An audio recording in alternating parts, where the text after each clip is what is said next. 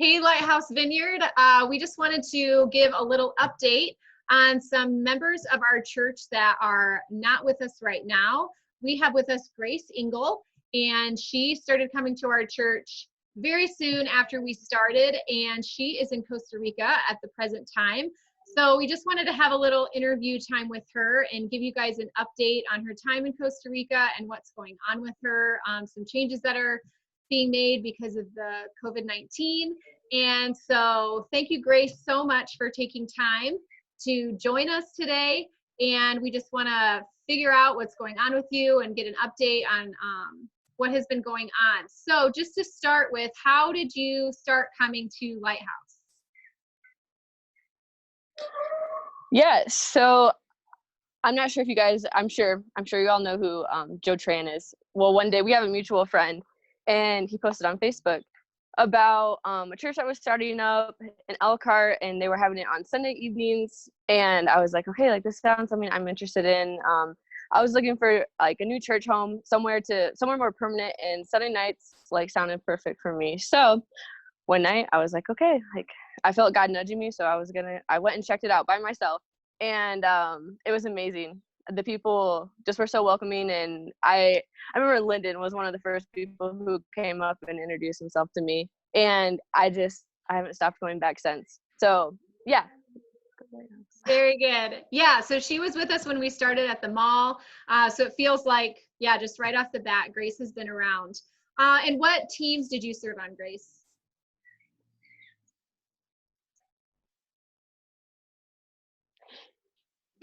Yeah, at first I started serving in the children's ministry, and that was a really cool opportunity and a good experience for me.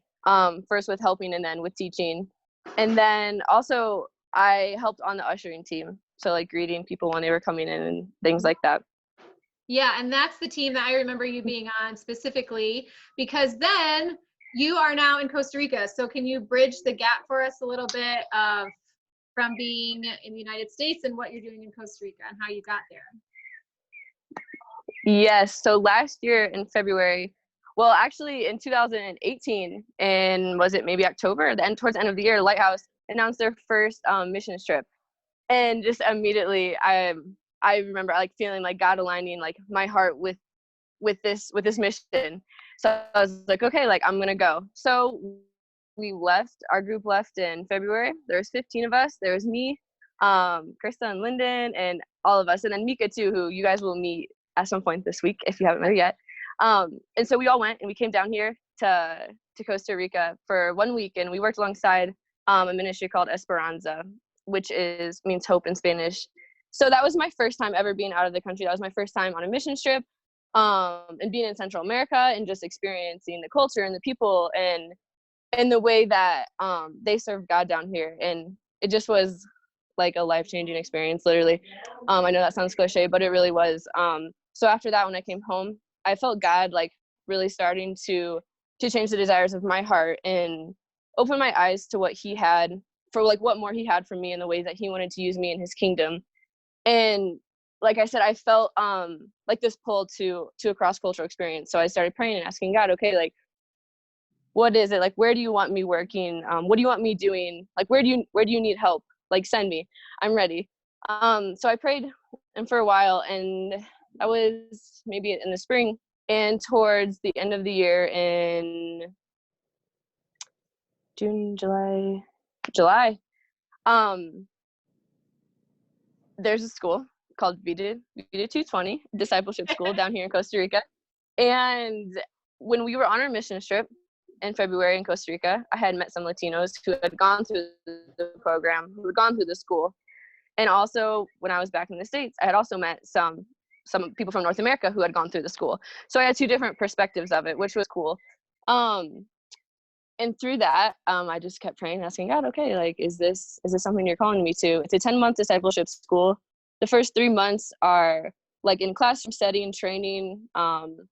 Speakers from Central America, from North America come and share their experiences and their wisdom with us. We were taught about the Holy Spirit, the love of God, evangelizing, all the Bible, everything like that. And then there's 30 of us, 30 students. And then from January to May, we have our time of outreach. So we're put in teams of 6, 5 students and 1 leader, and then we're sent out to different areas in Central America. So we have 2 teams in Honduras, 1 team in Guatemala, 1 team in El Salvador, 1 team in Belize, and then 1 team here in Costa Rica. And that's where I'm at in Costa Rica. And so yeah, this is where I'm at right now. I'm here. I'm doing my outreach. Right now we're on pause. We're on hold because of the virus and quarantine and everything. But we're waiting it out, and we're gonna see what God has for us next. Yeah, great. Yeah, it was really cool as we had conversations with Grace and Mika and how their process of how they knew God was calling them somewhere, but they didn't know what, if it was a school, if it was to help just missionaries of where they at. So we're very excited for them and how all of that came to be and just their obedience to God and spending almost a year. They went to language school before the school even started and were just kind of on their own in a language school, lived with a family. A local family from there and learned Spanish. And so it's just really exciting to see this process for them. So you're in quarantine right now, like you guys have the same stay-at-home order that we do. So what kind of things are you still able to do, or people that you're still able to interact with at the present time? Mm-hmm.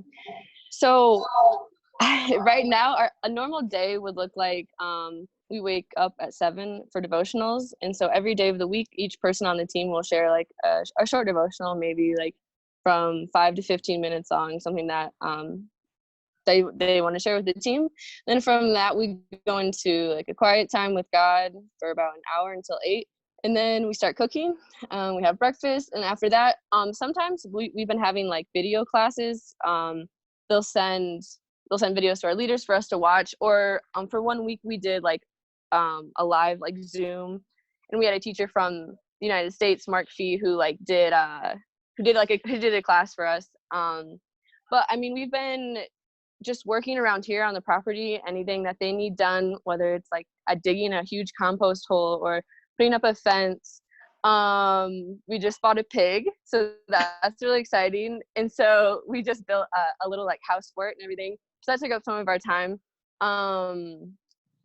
Things like that. Every day we've been trying to practice having an hour of intercessory prayer. Mm-hmm. And if we're like needing to fill time or like needing more to do, we've also been doing like each person every day picks like a story from the Bible, and we just like share about that. We have like questions that go with it, just like to dig deeper into the Bible and focus on that. So yeah, stuff like that. But really, like, no, we're not leaving the house. Yeah, we're just here. Yeah.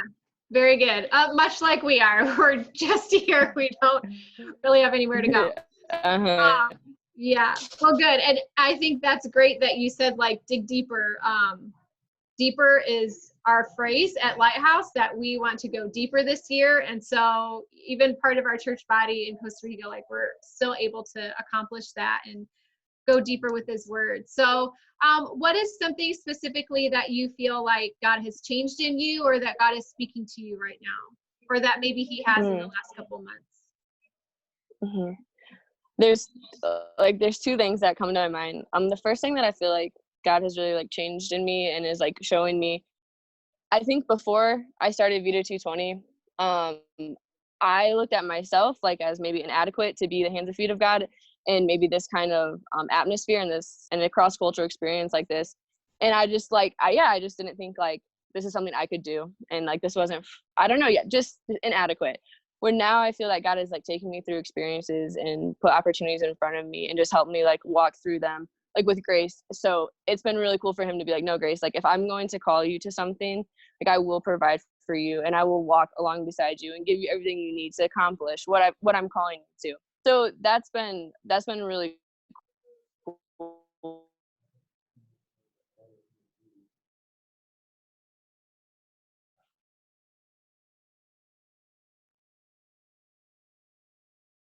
When you're in close corners with so many people. But I think God's been like helping me like open my eyes to like to see people the way that he does. And like, just, I'm asking him like, God, like, help me love the way you love. Like, give me your patience, give me your gentleness and your self-control, because like those are things I need right now. So yeah, those have been big things. Yeah, that's great. I love that, Grace.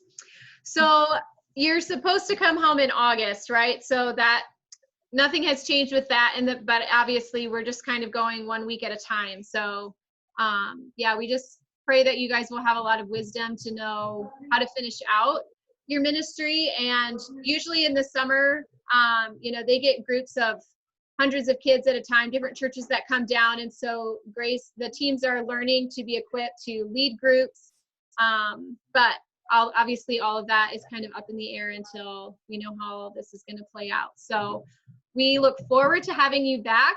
If that's where the Lord leads you, we assume you'll come back for a little bit at least and let us know what's going on, and give us an update. And then, and then we'll go from there. So thank you so much for taking time. We have just a little bit of electronic time. So thank you so much for taking that time to just let us know what's going on with you guys, how things have changed for you, but also how much you're learning in the process. And we know there's much more as you finish up your time there. Yes, of course. Thanks for calling, Krista. It means a lot, and I'm happy that I had this opportunity to share with everyone. Yeah, great. Thanks so much, Grace.